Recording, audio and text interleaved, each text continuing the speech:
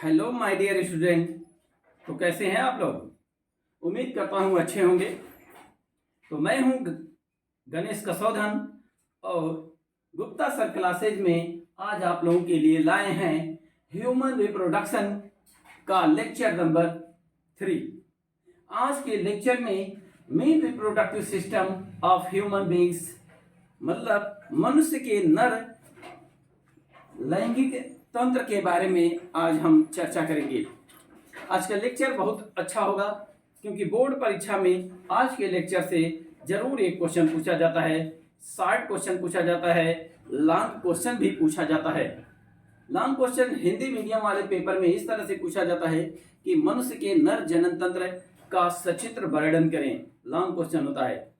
और ऐसा ही question CBSE board और अन्य बोर्ड के इंटरमीडिएट परीक्षा में जरूर पूछा जाता है। Describe the mail reproductive system with a suitable diagram, ऐसा क्वेश्चन करके पूछा जाता है। तो बिना विलंब किए हम अपने टॉपिक की ओर चलते हैं, male reproductive system of human beings. हाँ, लेकिन एक आप लोगों से रिक्वेस्ट है कि हमारे मेहनत को दम देने के लिए आप लोगों से एक रिक्वेस्ट है, छोटा सा रिक्वेस्ट है कि वीडियो अच्छा लगे तो लाइक और सब्सक्राइब जरूर कर दें और बेल आइकन को ऑलवेज के लिए प्रेस करें जिससे हर नोटिफिकेशन आपको मिलता रहे। तो चलिए, mail reproductive system of human beings. सबसे पहली बात ये कि मेल रिप्रोडक्टिव सिस्टम कहाँ पर ये स्थित होता है, ये कहाँ पर पाया जाता है, शरीर के किस भाग में पाया जाता है, उसको जान लें। तो मैं लिख देता हूं mail reproductive system situated at pelvis region।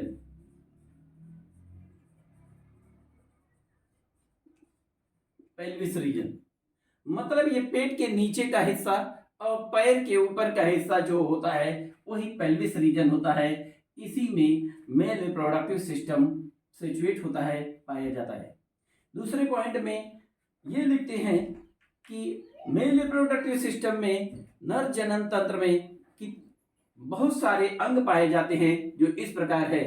तो इसको इंग्लिश में हम लिख देते हैं male reproductive system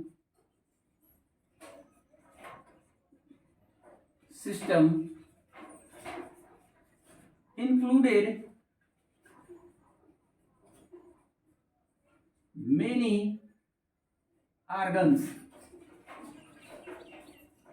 and glands। Male जनन तंत्र में बहुत सारे अंग और ग्रंथियां पाई जाती हैं जो इस प्रकार है। एज नंबर 1 पर होता है टेस्टिस। दूसरे नंबर पर होता है स्क्राटम।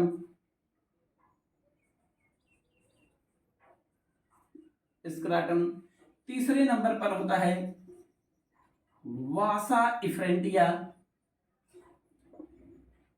इपीडिडाइमिस होता है तीसरे नंबर पे, इपीडिडाइमिस। और चौथे नंबर पर होता है वासा इफ्रेंटिया।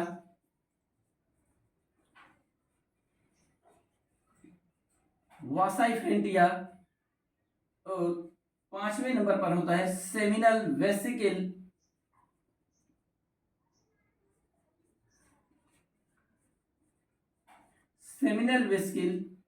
और छठे नंबर पर होता है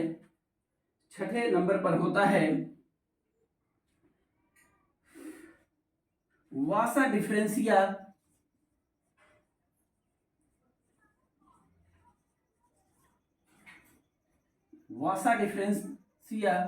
और सातवें नंबर पर होता है इजैकुलेटरी डक्ट।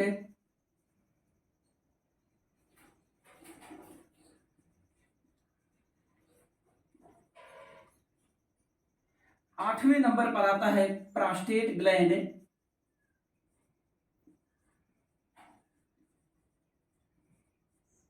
और 9वें नंबर पर आता है यूरेथ्रा। और 10वें नंबर पर 10 नंबर पर आता है काउपस ग्लैंड्स।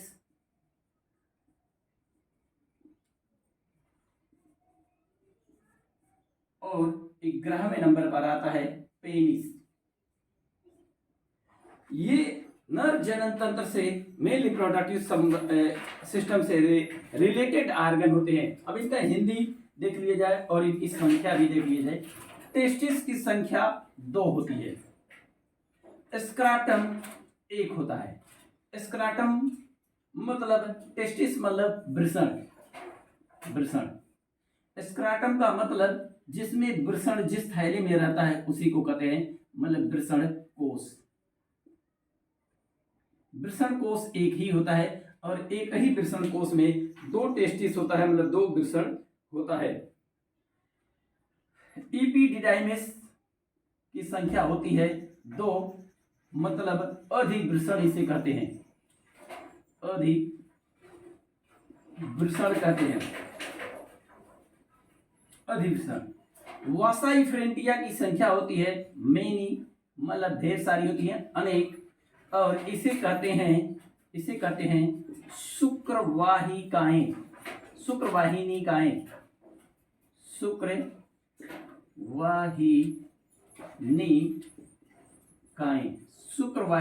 इसे कहते हैं।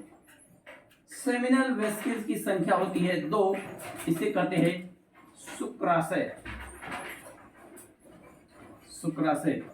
वासा डिफरेंशिया की संख्या होती है 2, इसे कहते हैं शुक्रवाहिकाएं।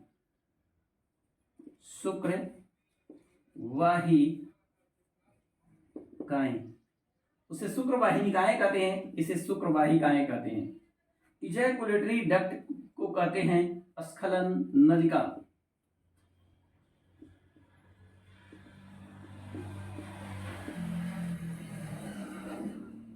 स्खलन नलिका इसे कहते हैं। इसकी संख्या होती है 2।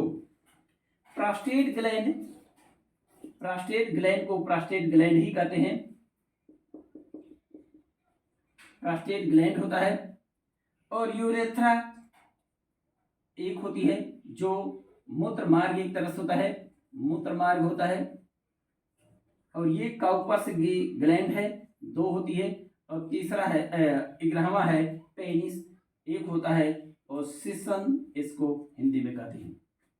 तो ये रहा नर जनन तंत्र से रिलेटेड आर्गन और आर्गन के नाम।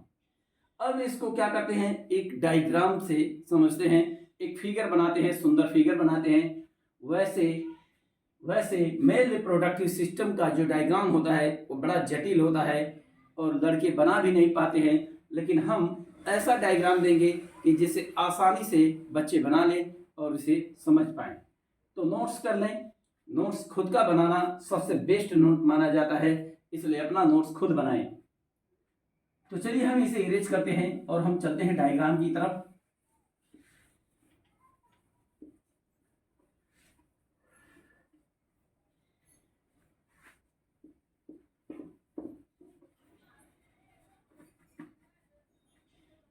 वीडियो को पॉज करके नोट करते रहें।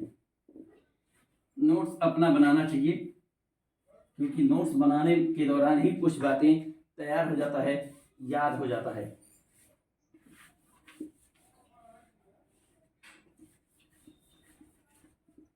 अब देखते हैं diagrammatically representation of male reproductive system का। मेल रिप्रोडक्टिव सिस्टम का हम डायग्राम से रिप्रेजेंटेशन कर रहे हैं, दिखा रहे हैं। तो सबसे पहले एक काम करते हैं, एक टेस्टिस की संरचना बनाते हैं। मान लेते हैं ये एक टेस्टिस है, और इसी टेस्टिस से इपीडिडाइमिस लगा होता है, अधिवृषण का थी, ये अधिवृषण है। और ये टेस्टिस बंद होता है एक पाउच लाइक संरचना में, जिसे कहते हैं स्क्राटम मतलब वृषण कोश। और इस टेस्टिस में अनेक नलिकाएं पाई जाती हैं, लेकिन एक नलिका जो है बाहर निकलता है इस इपीडिडाइमिस से होकर के, और ये कहा जाता है शुक्रवाहिनी नलिका होती है। शुक्रवाहिनी नलिका होती है, वो ये होती है। इसके बाद जो है क्या होता है, यहाँ पर हम बना लेते हैं एक यूरिनरी ब्लैडर बना लेते हैं। यूरिनरी ब्लैडर है मान लेते हैं, यहाँ पर यूरिन इकट्ठा होता है और यूरिनरी ब्लैडर में एक ऐसी नलिका आती है जो किडनी से चल करके आती है। ये किडनी से चल करके आती है। अच्छा, यहाँ से एक नलिका निकलती है जो यूरिनरी ट्रैक बनाती है और यूरिनरी ट्रैक जो होता है आगे बढ़ता हुआ इस तरह से आगे बढ़ रहा है यूरिनरी ट्रैक। और यहाँ रास्ते में एक अभी ये थैली नुमा संरचना हम बना दिए जिसे कहते हैं सेमिनल वेसिकल्स। और इस थैली नुमा संरचना से निकलता हुआ ये नली आगे बढ़ता है और ये आपस यहाँ आकर के जुड़ जाता है। ये देखिए यहाँ आकर के जुड़ जाता है और ये नली और यूरिनरी ट्रैक दोनों आपस में मिल करके एक कॉमन नली बनाते हैं। और ये कॉमन नली देखिए बाहर को डिस्चार्ज होता है और इस बाहर को डिस्चार्ज होने वाली नली को कहते हैं यूरेथ्रा। यूरेथ्रा बाहर की तरफ डिस्चार्ज होने वाली नली को यूरेथ्रा कहते हैं। अच्छा, यूरेथ्रा के रास्ते में एक ग्रंथि पाई जाती है, ग्लैंड्स पाई जाती है जिसका नाम होता है प्रोस्टेट ग्लैंड। ये है प्रोस्टेट ग्लैंड, ये है प्रोस्टेट ग्लैंड, ये प्रोस्टेट ग्लैंड है। प्रोस्टेट ग्लैंड के नीचे एक अन्य ग्लैंड पाई जाती है जिसका नाम होता है बल्बो यूरेथ्रल ग्लैंड।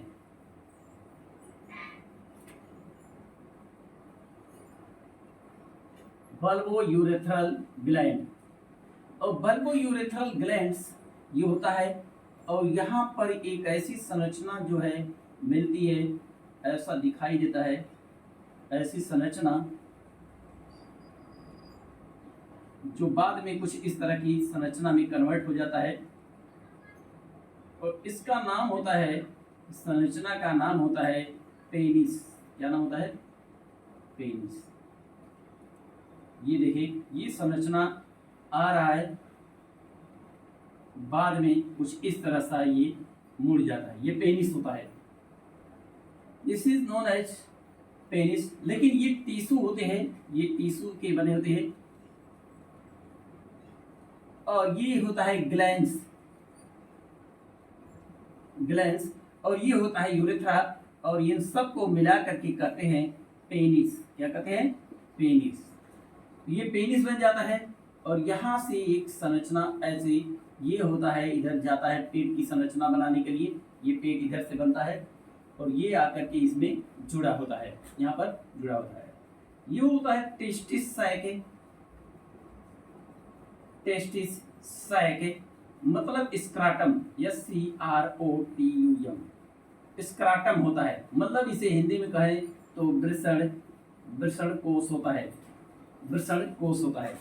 और ये जो होती है संरचना, ये टेस्टिस होती है, टेस्टिस होती है मतलब ये वृषण होता है। और ये होती है एपिडिडाइमिस।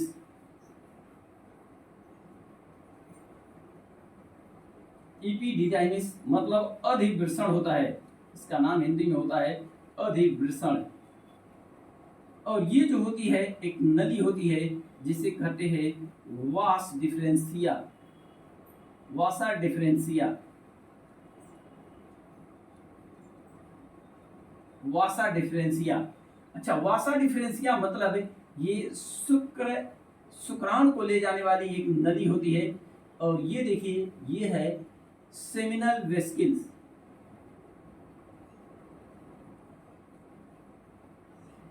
सेमिनल वेसिकल का मतलब शुक्राशय, शुक्राशय ये होता है। और ये होता है यूरिनरी ब्लैडर।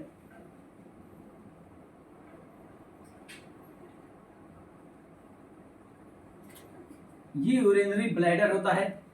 और ये एक नली होती है जो यूरिनरी ट्रैक होती है, इसको हम यहाँ पर दिखा दे रहे हैं यूरिनरी ट्रैक। पता नहीं दिख रहा है नहीं, वहाँ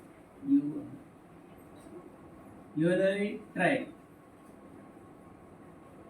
होता है। और ये नली जो होता है ये मूत्र मार्ग, ये होता है, ये किडनी से आने वाली एक नली होती है। दो नली जो इसमें यूरिन को स्टोर करती है। और ये फिगर ऐसा जब बनाएंगे तो ये एकदम आसानी से बन जाने वाला फिगर होगा, कंफ्यूजन नहीं होगा। वैसे जटिल फिगर देखेंगे तो बड़ा टेक्निकल हो जाता है और वो बनाना भी कठिन होता है। तो सबसे पहले ये जानें कि मेल रिप्रोडक्टिव सिस्टम के अंतर्गत एक टेस्टिस, दो टेस्टिस होती है, जिसमें एक टेस्टिस की संरचना इसमें दिखा दिया गया है। ये टेस्टिस स्क्राटम में बंद होता है। टेस्टिस के ऊपर एक एपिडिडाइमिस लगा होता है और इससे एक ट्यूब निकलती है। इस ट्यूब का नाम है वास डिफरेंशिया। और इसी ट्यूब के रास्ते में एक पाउच लाइक स्ट्रक्चर मिलता है जिसका नाम होता है सेमिनल वेसिकल्स, जिसे शुक्राशय कहते हैं। यहाँ से शुक्राणु निकलता है और यहाँ पर स्टोर होता है। अच्छा, ये वास डिफरेंशिया और ये यूरेथ्रा, यूरिनरी ट्रैक्ट, दोनों आपस में मिल करके एक कॉमन पाथ बनाते हैं। यूरिनोजेनाइटल पाथ ये बनाते हैं, यूरिनोजेनाइटल पाथ ये बन जाता है। और यहाँ से देखिए ये है यूरिनरी ब्लैडर, और यूरिनरी ब्लैडर से एक अन्य छोटी नलिका निकलती है जो यूरेथ्रा से होकर के बाहर की तरफ पास करती है। अच्छा, यूरेथ्रा के मार्ग में ही, रास्ते में ही एक ग्लैंड पाया जाता है जिसका नाम है प्रोस्टेट ग्लैंड। प्रोस्टेट ग्लैंड के बारे में बता दें, ये ब्राउन कलर का है और ये अखरोट जैसी एक संरचना वाला एक ग्लैंड होता है। और ये इसके बढ़ जाने पर एक लिमिट एज के बाद ये बढ़ जाता है, आकार में बढ़ता है, जिसके कारण यूरिन को डिस्चार्ज करने में प्रॉब्लम होने लगती है। तो उस समय इसे सर्जरी द्वारा इस बड़े हुए ग्लैंड को काट करके निकाल दिया जाता है। उसके नीचे एक ग्लैंड्स है जिसका नाम है बल्बो यूरेथ्रल ग्लैंड्स। अब ये रास्ता आता है बाहर की तरफ, जिसके रास्ते यूरिन को डिस्चार्ज किया जाता है। ये मस्कुलर स्ट्रक्चर होता है, यूरेथ्रा के चारों तरफ एक मस्कुलर स्ट्रक्चर होता है, टिश्यू जैसी संरचना का बना होता है, ये टिश्यू है। और ये उभरा हुआ पार्ट होता है जो टिप पर उभरा होता है, जिसे ग्लैंड्स कहते हैं। और ये अंदर एक नली होती है जिसे यूरेथ्रा कहते हैं। इन दोनों को मिला करके एक पेनिस कहते हैं, और पेनिस को हिंदी में कहते हैं शिश्न कहते हैं। अब ये रहा मेल रिप्रोडक्टिव सिस्टम का ये डायग्राम होता है। मेल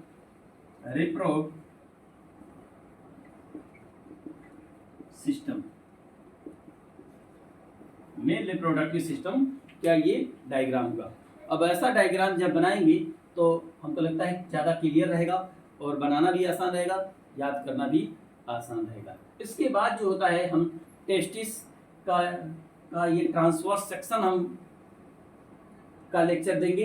टेस्टिस की काट दिखाएंगे और काट में कितने, ये मतलब माइक्रोस्कोपिक स्टडी हम करेंगे टेस्टिस की, माइक्रोस्कोपिक स्टडी, इसके अंदर के कितने पार्ट होते हैं, इन सब के पार्ट के बारे में हम अध्ययन करेंगे और डिटेल्स करेंगे। और उसके बाद जो है, जितने 11 नंबर तक हम चले थे, 11 नंबर तक, पहले से लेकर के 11 नंबर तक, इन सब के बारे में एक एक करके हम हेडिंग बनाएंगे और एक एक हेडिंग का हम डिस्क्रिप्शन देंगे, डिस्क्राइब करेंगे। तब तक के लिए बाय बाय।